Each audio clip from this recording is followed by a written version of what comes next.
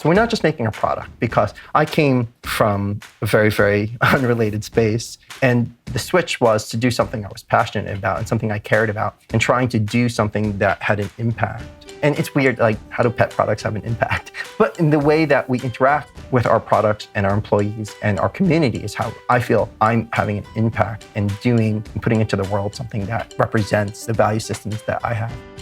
To celebrate Asian Pacific American Heritage Month, we're highlighting an Asian and Pacific Islander-owned small business that's taking care of your furry friends while doing some good in the world.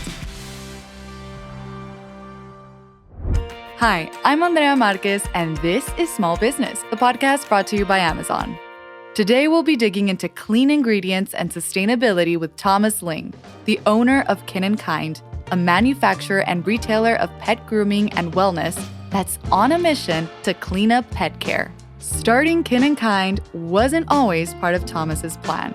I went to Harvard Law School and I practiced for about a decade. And I enjoyed being a lawyer. I liked doing law, but I didn't feel passionate about the type of clients that I was servicing. It wasn't moving me towards having an impact on the world.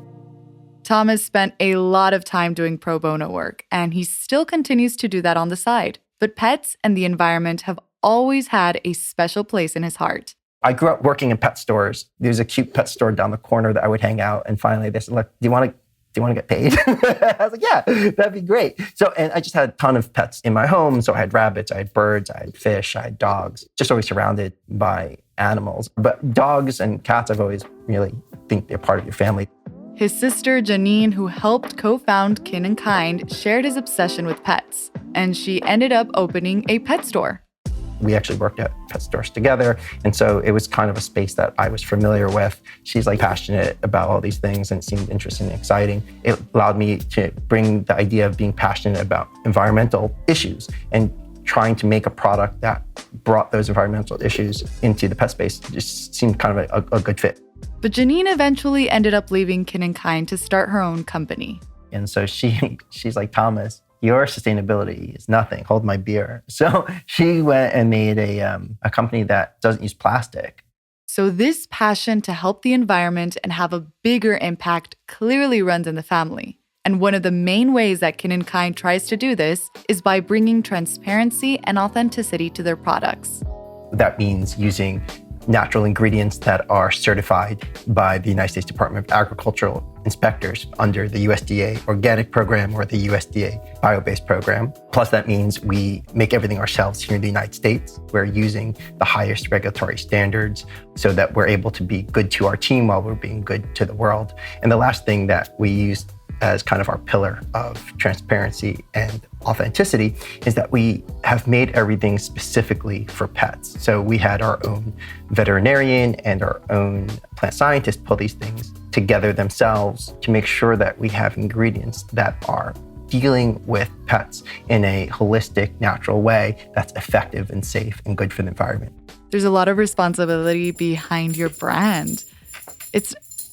Am I hearing a dog collar? That is. That is. Yes. I love that. That's so cute and super fitting for this conversation. So Thomas, can you explain to me what clean ingredients are? So that's about using things that are both responsible and transparent to the consumer. And that's really missing in the pet space. So in the pet space, there's a lot of greenwashing. There's a lot of omission because it's not that tightly regulated from a labeling perspective. So they're not required to put everything that's in their bottle into their labels. So step one is, hey, what's in that bottle? Because pet parents are rightly concerned because they want what's best for their pets and feel very passionately about certain ingredients that are natural, that are responsibly sourced. And you need that level of clarity. This is a good time to mention that Amazon, through our Climate Pledge Friendly program, is helping customers discover products with third-party sustainability certifications like USDA Organic to help sellers like Kin+Kind offset some of the economic hardships of starting a sustainable business. So, Kin+Kind does a few things to ensure that they're transparent about what's in their products. First, Thomas says that they use the common name and the scientific name for every ingredient they use. So we don't use fantasy names. We don't use made-up names. They also have third-party certifications on their products. because inspectors come in, they audit our books, we do lab testing for our products so that there's 100% certainty that you know what's going in or on your pet. And they use responsibly sourced ingredients. We are a certified USDA organic brand because we feel very passionately that things should be grown with minimal negative impact on the earth. So if you're certified USDA organic, that means all of your ingredients are USDA organic. That means they're grown without pesticides, they're grown without GMOs, they're grown without other harmful farming practices because the United States Department of Agriculture defines what that means. And so people throw away that term organic, they don't really know what it means, but if it's got that organic seal on it, you are compliant with the program that the United States Department of Agriculture has put out there that makes us feel good that we're protecting the earth. And that makes you feel good that you're protecting your pet because you know what's in that cosmetic or that in that supplement that you're putting it. And our newest category is pee and stain. So you can feel good about what you're putting in your home so that you know that you're not inhaling these ingredients that are just bad for you, your family, your pet. Kin+Kind wants to be a responsible company and provide clean and transparent products to their customers. But being a clean company goes beyond this. It also includes caring for your employees. So we have our own team working in our own facility. So being local obviously is good for our community, but it's also good because it's good for the employees. So our employees have healthcare benefits, they have dental benefits, they have retirement programs, because this is important. It's important that we are running the kind of company that we want to see out in the world. And we're doing here is how we want to be treated and we want other people to be treated. Thomas mentioned greenwashing when he was talking about the pet space. And if you don't know what that is... So greenwashing is specifically just saying, I'm natural, and then there's nothing in your package that's natural, or there's nothing in your package that's good for the environment. There's nothing other than the name of your product, potentially. So there are a lot of products, particularly in the pet space, that says, I'm natural X, or I'm clean. And then you look in their bottle, and you're like, there's not a single natural ingredient in here. So it's kind of this practice. People know that there's a consumer demand for natural. And a lot of it is a lot of confusion because there's these terms, organic, what does that mean? Natural doesn't have a legal definition. And they pretend that this is good for the environment or that this is good for pets, but they have no right to that claim. Some of it can be quite difficult. That's something we should be concerned about. It's not fair to you as the consumer. It's not fair to the environment because they're putting out products that aren't good for the environment. But using high-quality ingredients that are natural or organic isn't cheap. So if you're planning on starting a business that centers around sustainability or a specific value you have, Thomas says that you have to be prepared to potentially roll your products out at a loss when you're first starting out. I have a lot of experience at that. But yeah, so in terms of, hey, if I was in a kind of different space and I wanted to put my values into my business, I think it's focusing on a small segment of people who share your values, and can you have a value-added service in that small segment instead of trying to do something at scale? Because if you try anything at scale, it takes a long time to ramp up, it takes a lot of experimentation, it takes a lot of cost before you can do that. And so kind of do a proof of concept in a small idea. So if it's like, hey, I want to make brownies, you're never going to make money doing it, but go ahead, make brownies, see if there's a market for it, then scale up. But you're not going to make any money in the first infinity period of time until you know, okay, this is a good product. I see a path forward to profitability for it because I've done the math. So, okay, I need this equipment and I need this price tier and I need, X, Y, Z to profitability. So you have that mapped out, but you find that there's a proof of concept that there's a market out there that wants it and responds well to it. But for Thomas, the benefits he gets from having a clean company outweigh the cons. I'd rather have a smaller business that succeeds based on its values and that has customers that relate to it than a large business that, just churns out things to a larger public. My products are not for everybody. I sit on pet shelves next to value brands, and that's fine. There's just a consumer might want that value because that money might mean a lot to them, or they just don't really care about my values, and that's okay. It is what it is.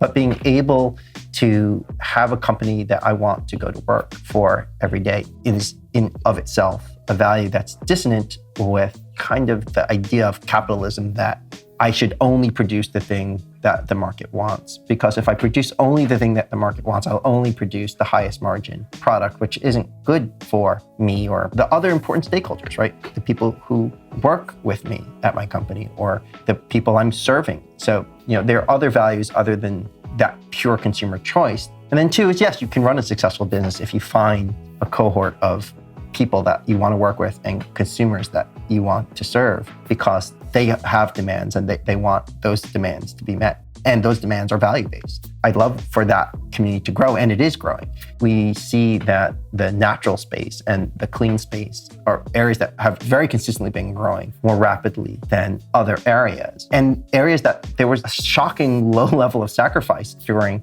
harder economic period. So during COVID, I thought, oh gosh, I'm going to go out of business. I'm doomed. There's no way that I'll be able to stay in business when people don't know if they're going to have money in a month. And it was so scary. And it was interesting that, no, actually, we grew huge leaps and bounds because people continue to think of their pets as family, and that the values that they were putting into the products that they're getting for their pets were important to them. And so they stuck with us and we grew. And so that's great, having someone that's loyal to us as a value-based business, as opposed to just a commodity that's on the shelf, because the next person who makes it cheaper, you buy it from them. But they didn't, they stuck through it. So aligning your business with your values, even if it makes the product a little more expensive than usual, might get you a bunch of loyal customers. I learned so much about creating a sustainable business and what it means to be a clean business. If you missed anything, don't worry, we've taken notes for you. You can find them at www.smallbusiness.amazon/podcasts. If you liked what you heard, don't forget to subscribe and tell your friends about us by sending them a link to this episode. And I'd love to know what you think, so please leave us a review on Apple Podcasts. It's easier to do it through your phone. Or send us an email at thisissmallbusiness@amazon.com with your thoughts. That's it for this episode of This is Small Business, brought to you by Amazon. Until next time, I'm your host, Andrea Marquez. Hasta luego, and thanks for listening. This is Small Business is brought to you by Amazon with technical and story production by Jar Audio.